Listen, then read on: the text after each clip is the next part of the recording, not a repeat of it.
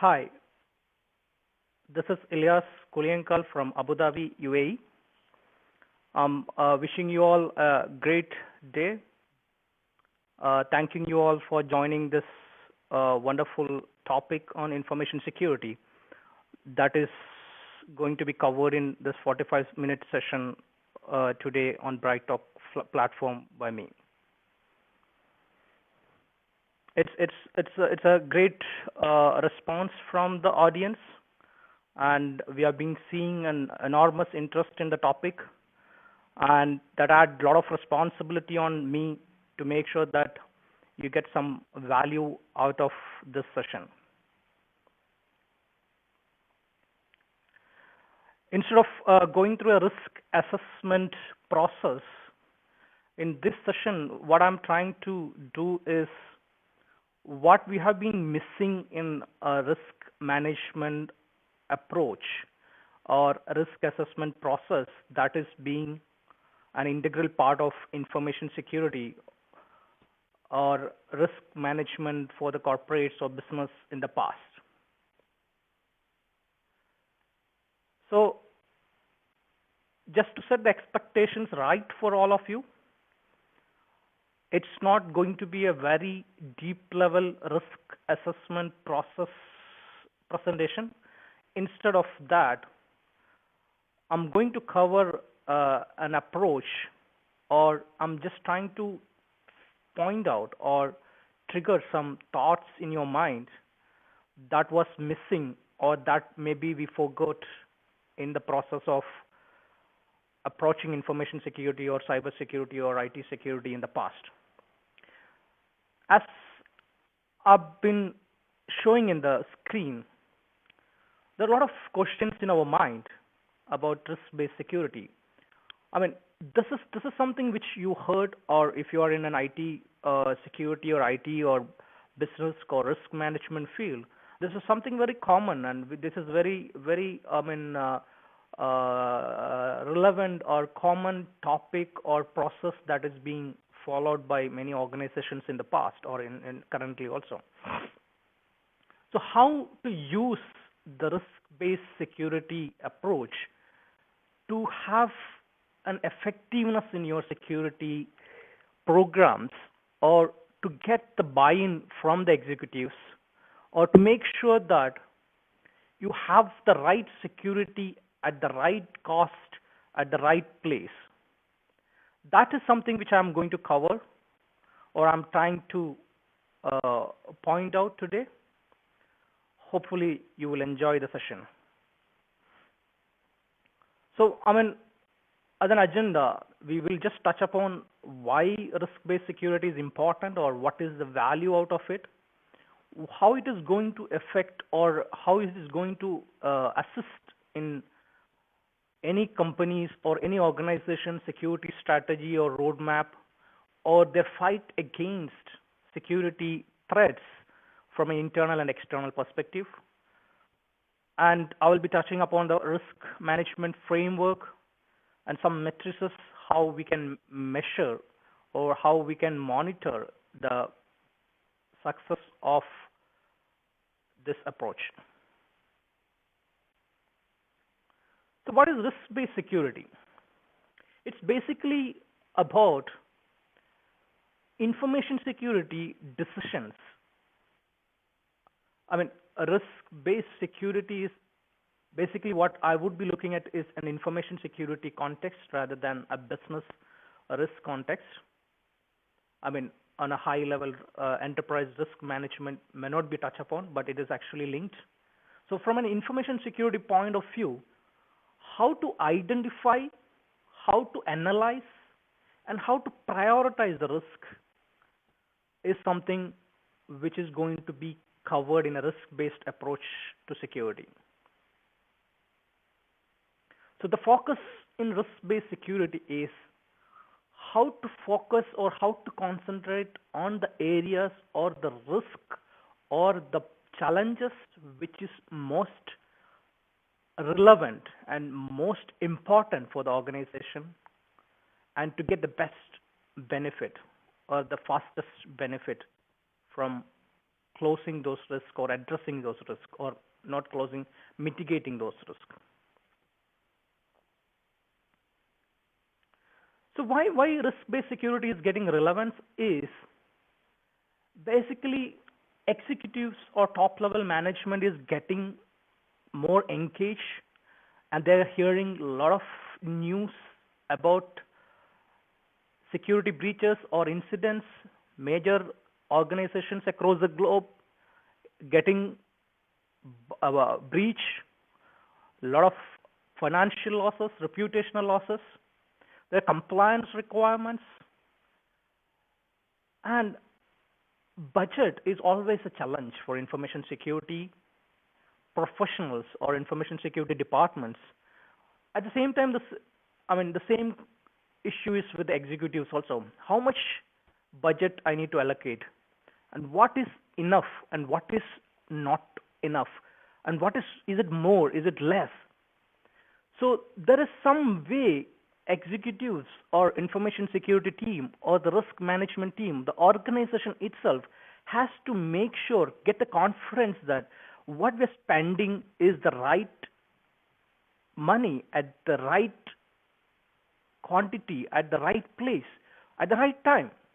So you need some process that can help you to really pinpoint and make sure that we are at the right place, doing the right thing. Also, the threat landscape is changed. Now it's not anymore a company or an organization network that is physically at one place or physically segregated or separated by a firewall or router. It's not anymore placed in a physical location or even an organizational boundaries. The data, the systems, the services are spread across. There are private, public clouds. There are mobiles being used to access information, services, systems. These are actually taking out the boundary from an organizational physical premise. So the old approach of getting a firewall, getting an IPS, installing my antivirus, and whatever latest security tools available just on your premise is not going to help. So you have to understand what is your information, where is your information, and what is the risk. Unless you understand that clearly, you cannot put the controls at the right place at the right time. And as we mentioned earlier, the challenges from different parties on security, from criminal syndicates, state-sponsored attackers, activists, and the financial or the script kiddies. There are various attacks happening every day. So you have to make sure that the most risky areas are protected at the earliest, because to close every risk, to implement every security control is a time-consuming process. So you need to make sure that the right security is immediately in place for the right or the most riskier areas. So another element, what makes risk-based security important is the security budget is increase along the years. But still you're hearing a lot of security incidents, even from big organizations where they must have spent a lot of money on security. They must have big team for security, but still there are security incidents happening with them. And the budget is increased. So there is, as I mentioned earlier, there's a real concern on how to make sure that the ROI is there, the return on investment is there. So the approach on too many security products and solutions, I just am an example. Just today, I came across a vendor, just wanted to meet me, and they want to introduce a new product for me or for any companies, which is not what I want to do. I want to make sure that I want to identify what is the security risk I have and I need to find the right security products, process, or policy, or whatever approach needs to mitigate that risk instead of buying the latest products and solutions or nice looking, nice feature rich products. But I want to, instead of that way, we need to go the other way. We need to find what is the risk, and we need to find products or services or solution to fix those risks, not the other way. Find, get a new product and implement, and then you see what risk it can mitigate. So this is something which I already covered. This what is in the screen. So some of the triggering factors for security based on a risk management based security is shown there. This is based on a survey. So the most important trigger is normally compliance. All compliance regulations across the world require a proper risk management framework, and a risk management framework work based security control implementation. So that is a major trigger, and there are a lot of other factors which, as you see, that is again triggering the importance of risk-based security for organizations.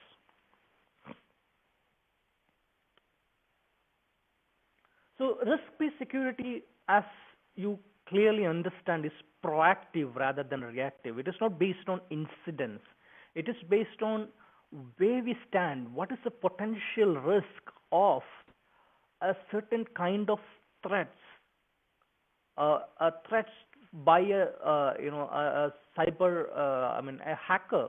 Now, I will come in detail about that later. I mean, on the risk formulas. But in short, now, proactiveness is where when you imagine or you estimate if a hacker, which is a threat agent, try to do a SQL injection to your website, which is the threat that could exploit the vulnerability on your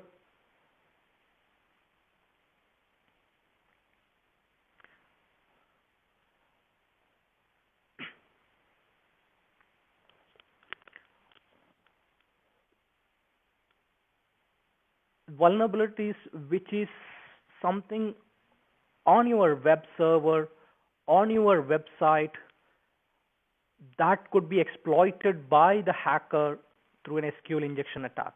So you need to see what is the proactive approach to make sure that is being fixed.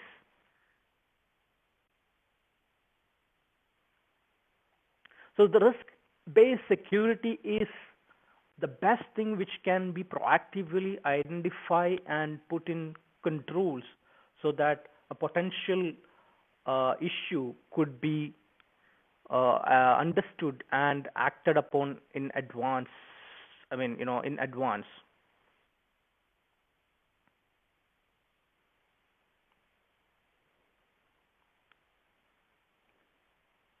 So in the past or in the present or in the future, the same thing which happened, information security would be considered as a secondary function to IT. And always budgeting is being a constraint for security. So you need to see how effectively you can manage the budget, how effectively you can get the budget. So these are some elements which is going to be a result that could be a bonus which will come from a risk-based approach to security.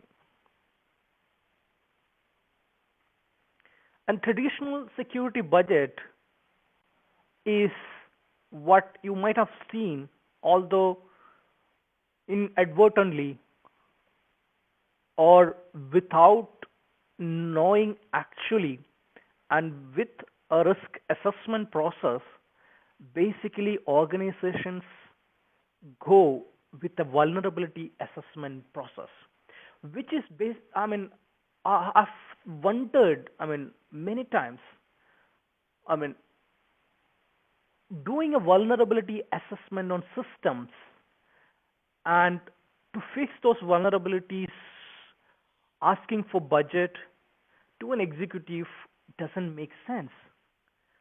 They are not technical people.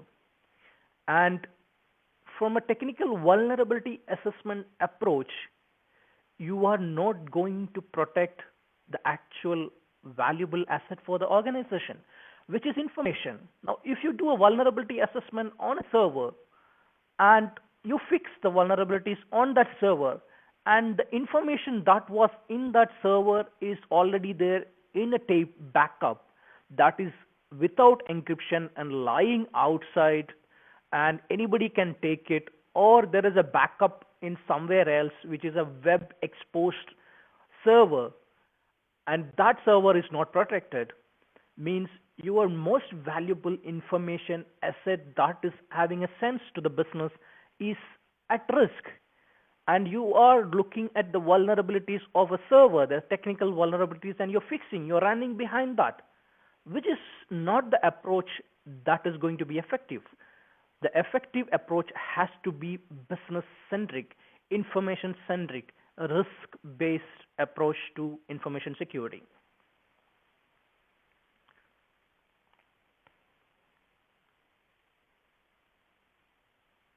So, as an introspection, information security budget ask or many questions could come from the business and the executives. Did I have spent enough budget on security? Whereas I should be spending money? Did I have enough information about what is the risk to the business? If I don't buy this solution, what is the risk to the company, to the company's business, to the financials, the reputation? That visibility for the executives is missing, and the visibility for the information security professionals also missing, the CIOs or the CISOs. I mean, how many of us can really tell that we have the confidence that the key risks are mitigated? Because bigger organization, big IT security setup, big investment in security is getting compromised because they don't have the full clear visibility and the proper risk management of all the areas based on an information centric, as business centric, a service centric approach to security, because it's all based on vulnerabilities and the information identification or the location of information.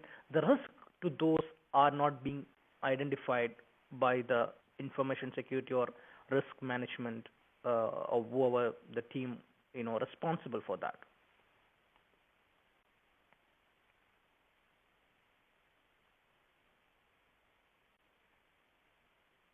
So if you're a proactive, smart CISO, you need to expect those questions what I've just mentioned from the executives, from the CIOs, from the the board of directors, because if there is a security incident happen, there could be question why you did not raise this as a big business risk, why you did not ask me for this solution, or why you did not implement this solution if there is a big risk. You doesn't know there was a risk. You did not highlight to the top management there is a risk in a business sense. And if there is an incident happen, the questions could be, or even before the incident happened, the questions in the mind of the executives would be that. So how you present, how you do the presentation, request for the budget or request for the information security program is extremely important, because you have to present that on a risk-based model to the top level executives. And that will give the buy-in, that will give credibility for the security program, that will ensure your information security program and effectiveness for the program, and the ROI, the return on investment, and the spending on security will be more optimized. You will be spending on what is required. You won't be spending duplicated solutions. You won't be spending too many unnecessary things. You won't be spending money on lesser impact, lesser risky areas, but you will be spending on what is more critical, more risk, and you can put whatever alternative measures, internal controls, than spending money on external or solutions. So there are many ways you can mitigate the risk if you being proactive and you are smart enough as a CISO. So what will impress executives? A risk-based security plan where you have to, I did not mention that in the slide, but you have to start with your business services. What are the services the company provides? What are the related processes? I mean, a business impact assessment.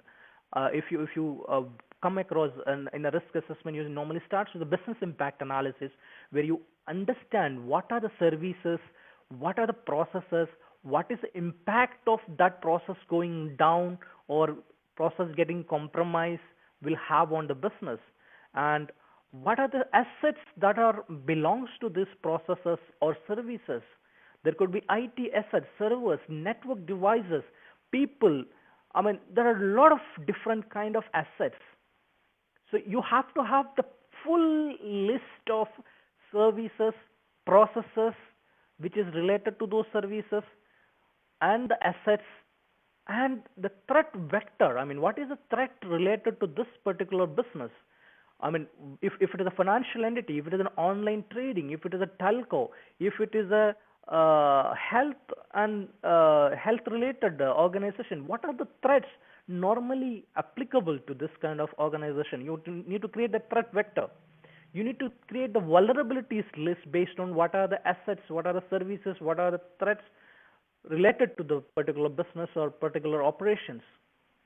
So if you have that comprehensive services, processes, and assets, and the threats and the vulnerabilities, then you are, having the right approach. You have to ensure the comprehensiveness of this. Based on that, you have to conduct a risk assessment where you can adopt a risk management, a risk assessment framework that maybe we'll just touch upon later. And based on that, you have to come out with your recommendations and your roadmap for security, where, again, I just want to point out one more thing. I mean, this confidentiality, integrity, availability of information that needs to be taken care when you're doing the risk assessment. So what is the internal and external threats to confidentiality of my information that belongs to this particular process that is lying in this particular server and that is being used to service my external clients or my internal clients? What is the threats to the confidentiality? What is the threats to the integrity of that information? What could be the threats to the availability of that information not being available for example, the genuine user who wants to access that information? So based on that, the risk assessment has to be done, and you develop the security plan program based on that, having a roadmap of where to reach for having that right security for the organizations.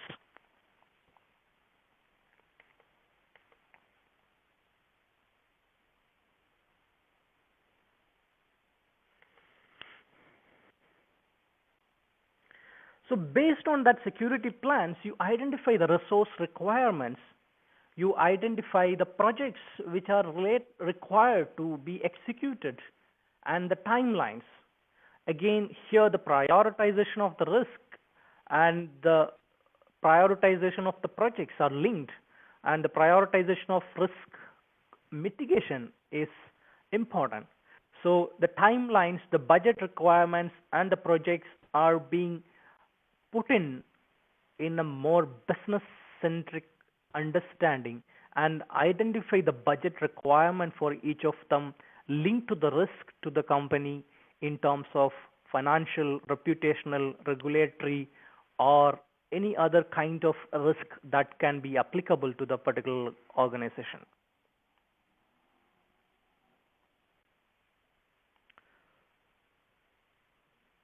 So when information security roadmap, or when you talk about information security maturity model, the particular Gartner security maturity model is a good one, where if you see that corrective phase, I mean, a lot of our organization may be under awareness phase or the corrective phase, where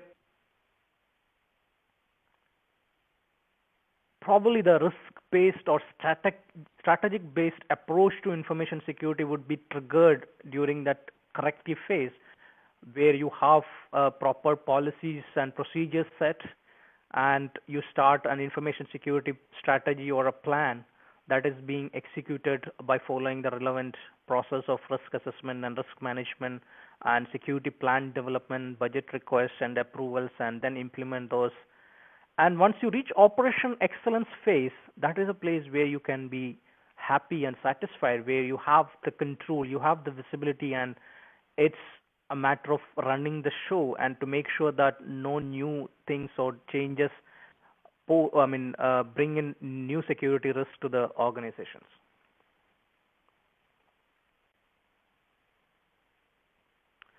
So in this particular slide also, it's just want to show the phases.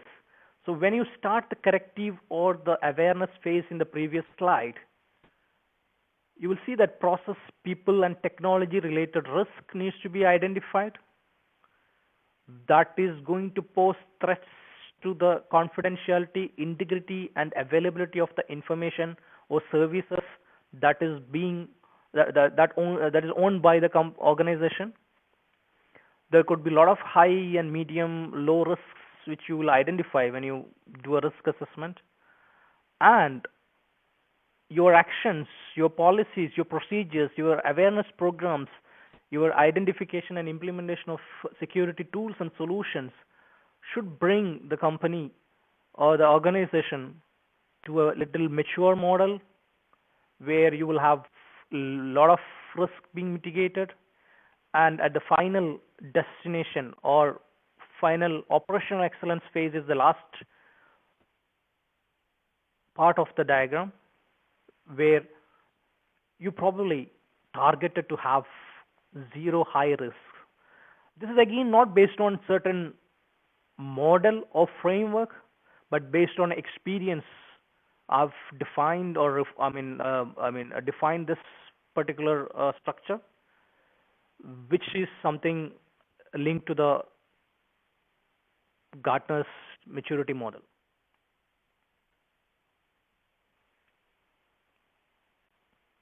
So risk management models primarily discussing about managing the risk, where the companies, the organization, the business has to understand the likelihood or probability that an event will occur and its impact to the business or to its assets. And one of the key things in formulating a security management framework or an enterprise risk management framework is that you need to define your risk management. To define the risk management methodology, you may have to adopt certain framework or standards, and there are local or international regulations which you can adopt, and you have to define your risk appetite or risk tolerance level. How much risk can be accepted by the organization, where you need to involve the respective business financial executives, and with the financial impacts being clearly or estimated. The risk appetite is an important element or important document that needs to be made, and the risk management methodology document, which again will be based on certain frameworks, and a risk management policy. So these are three key documentations required that needs to be drafted based on good frameworks available, which is relevant to your organization.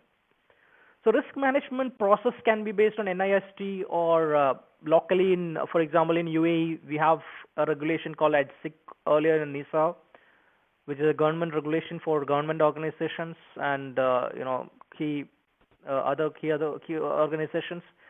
Maybe ITIL ISO 27001 has an risk management guideline, and you can adopt PCI, HIPAA, or some internal developed risk management framework that could be part of the enterprise risk management, or you can formulate from the enterprise risk management or the corporate risk department's policy and methodology, and that has to be aligned actually. In fact, the risk information security risk management process has to be aligned with the corporate risk management framework or methodology.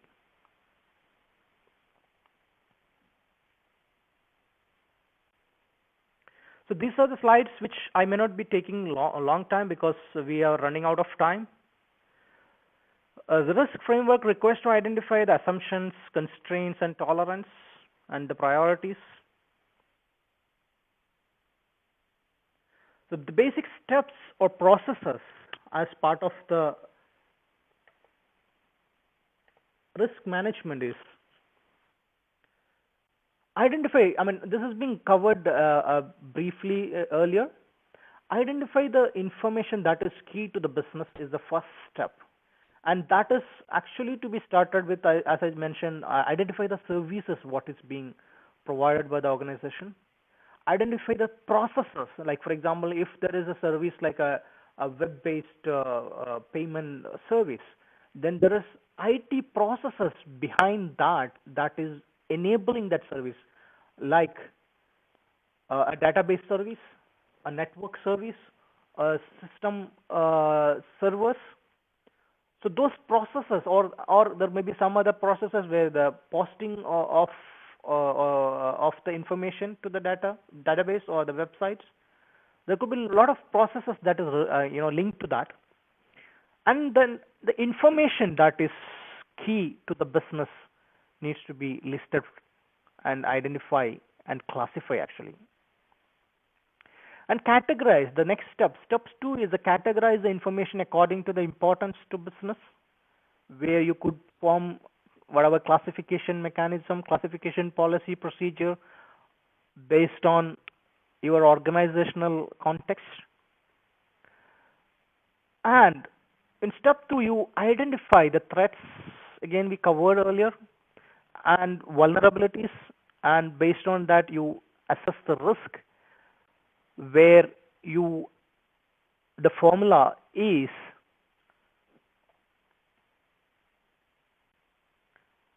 what is the probability of a threat exploiting a vulnerability of your services or a system, and what is the impact it will make to the asset. In turn, it will impact to the business.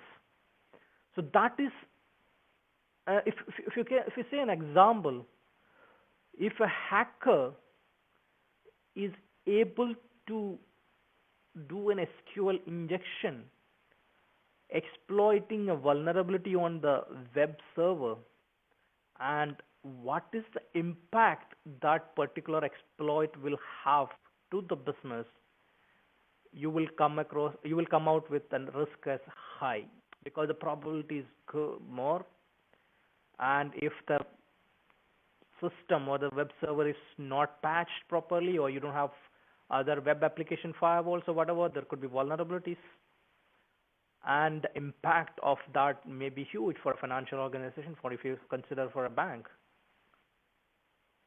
So based on the scenario, you may come up with whatever risk rating, and based on what are the controls in place, or before the controls and after the controls, there are a lot of approach you can take.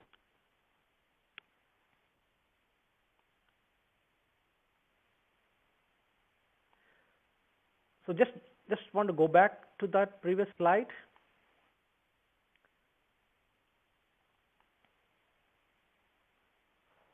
So here, the last step, identify the controls relevant or required for the mitigation of those risks and implement those controls and monitor those controls on a continuous basis is very, very important, which is actually many organizations lacking at that last stages. They might have run a risk assessment process. They might have run a risk management partially, but identification of the control also might be done, but then implementation of the control, the effectiveness of the control, how you measure the effectiveness of the control and maintain that control on a continuous basis and make sure that control is effective and working is very important. And that is the part normally people misses. And to understand what is required is the preventive controls are required or detective controls. Most of the organizations do good preventive controls, but then they don't have proper monitoring and detective controls, and you miss out the incidents, potential incidents when it happens, and you come across after it become really serious. If you see, one of the biggest hacking happened recently is it was being detected but not monitored properly or not actioned on timely basis, and that become a huge chunk of data loss and big financial loss to that particular financial organization.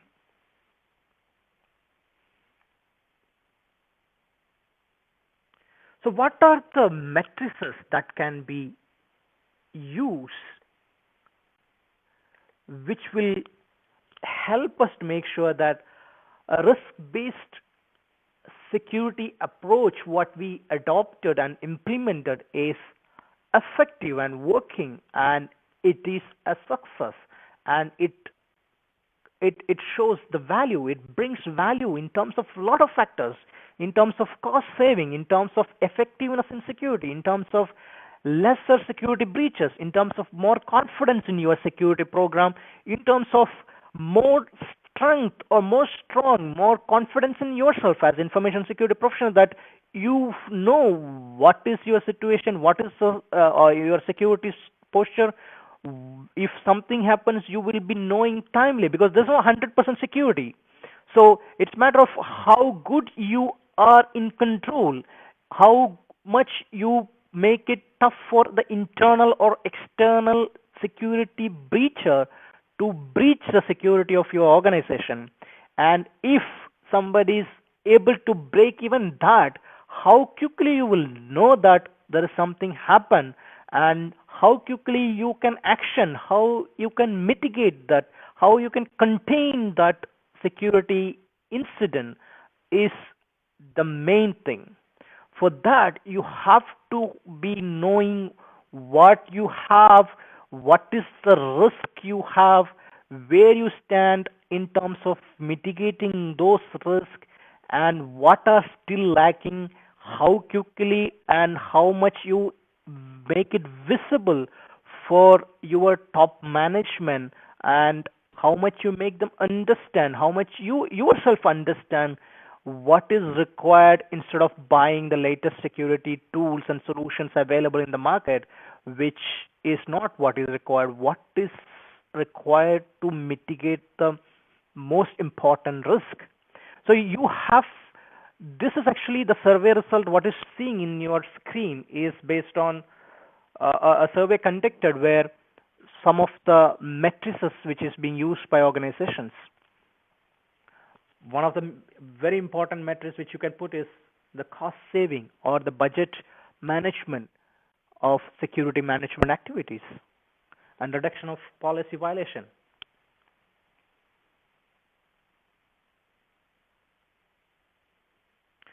So these are the slides which is going a little deep again onto that risk assessment process we just roughly covered earlier. I mean, as I mentioned, I mean, we don't have enough time to go in detail of the risk assessment process, but you can just see in the slides that, whatever I explained earlier.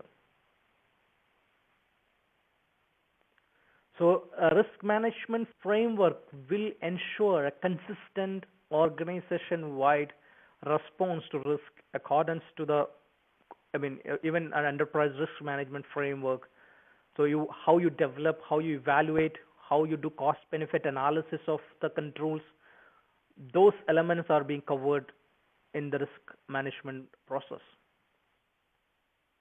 And how you ensure the ongoing effectiveness, because many companies, many organizations, what I've seen is that controls are there, but it may not be effective. If you see a virus infection as a threat, and a virus or a malware which is being infecting your systems and sending out information from your network, your servers, is a very potentially high risk. And the control maybe you say, okay, to have the right antivirus install, and antivirus might be installed and it is working, and your antivirus server monitoring all the PCs or servers on the network, and it is being updated. But whether that is effective, if the desktop team installed some new PCs, or the server team installed some new servers, and they did not just install the antivirus in those PCs, antivirus agent, then your antivirus server is not going to detect that unless you have some other extra controls which can monitor the systems on the network which doesn't have an antivirus agent installed.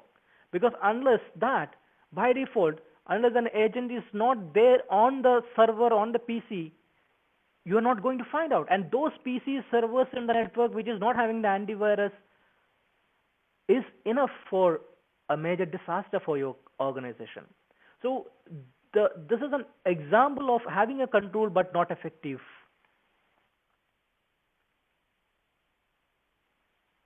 So the risk could be on different levels. It could be strategic, it could be tactical, business process level, or it could be an IT operational level. So you have to think all these three tiers when you assess risk, when you do the risk management.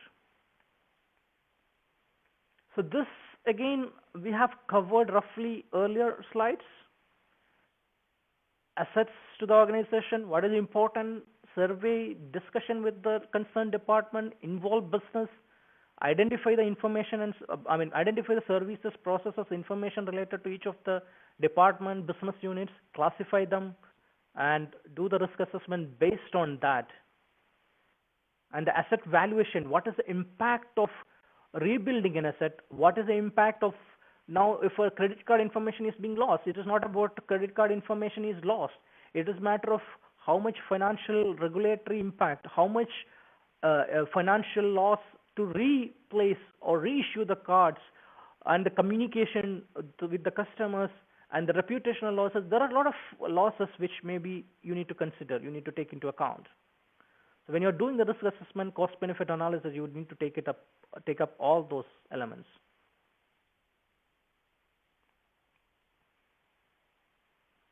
And based on that risk assessment, you define the security plan, which is again covered earlier. And security plan should be on a strategic, tactical, operational level. Security plan translate the recommendations into actionable items. What is the thing you need to do to mitigate those risks? What are the specific projects? Is it a data leakage prevention project? Is it an encryption project? Is it a PKI project? Is a security awareness program? And the timelines. And what is the required budget for this? What is the justification? So you link the budget to your plan, to your risk, and you present in the simplest, crispy manner to the board, to the executive, to the management in minimum number of slides. Simple, non-technical terms means you are at the right place, doing the right thing. So what are the benefits of risk-based approach to security, which is already we covered? So you will reduce the cost of security management. You won't buy things which is just for the sake of buying. You don't duplicate solutions. You don't miss out the actual required ones. You don't miss out the actual required process. You don't just concentrate on technical elements only. You need to know that security is not IT and technical elements. You need to have the right processes.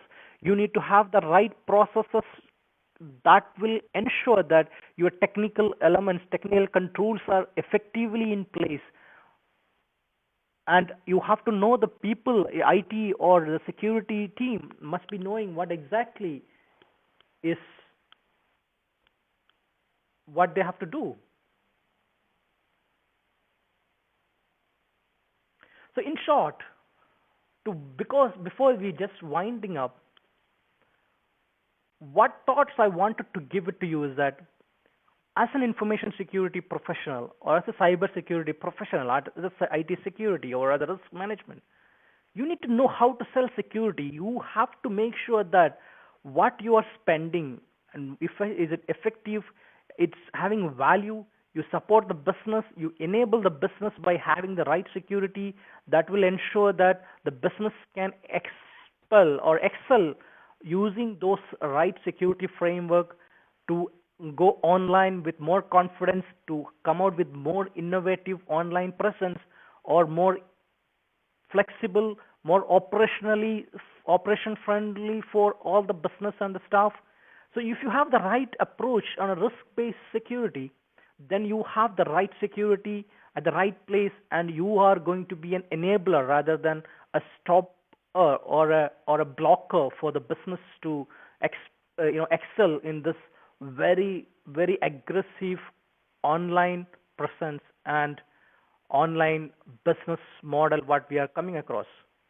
So how you as CISO, how you as information security professional utilize those existing processes, existing knowledge, basic security principles that will ensure the effectiveness rather than a compliance checklist, rather than getting an ISO 27001 certification, or rather than telling the policy framework is in place. You need to make sure that risk-based approach and the effectiveness of that approach to the top management, to yourself, that will ensure that your security framework, your security program, your cybersecurity posture, your internal security posture is effective and at the right place for the right thing. So by that, I will I will end this presentation and thanking you all for listening to me. And hopefully, we will have uh, maybe future sessions that can go in detail of whatever your interesting areas that you're posting in the questions area.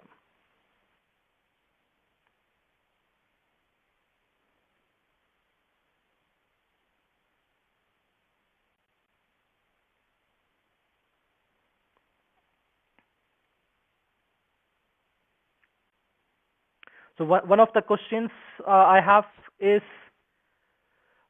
on giving an example of where you think you have been seeing the wrong security in the wrong place. I believe I have answered because of the approach of product based or solution based instead of a risk based approach. A lot of places will have duplicated solutions. A lot of places has solution that is being used maybe